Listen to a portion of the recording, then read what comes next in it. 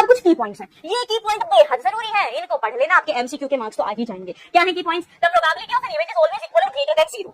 कभी भी आप किसी भी घटना की, कहीं की उठा लो, कोई भी घटना उठा लो, कोई भी घटना लो, उसकी प्रोबेबिलिटी हमेशा या तो इक्वल टू 0 होगी या 0 से बड़ी होगी। पहला पॉइंट, अभी बात खत्म नहीं हुई है। पहला पॉइंट ये है कि किसी भी चीज की प्रोबेबिलिटी निकालोगे तो या तो वो 0 के बराबर होगी या फिर वो 0 से बड़ी होगी। अब वो कितनी बड़ी होगी? कितनी बड़ी, कितनी बड़ी, कितनी बड़ी? तो अब अगला पॉइंट ये है, the probability of an event is always equal और लेस देन 1।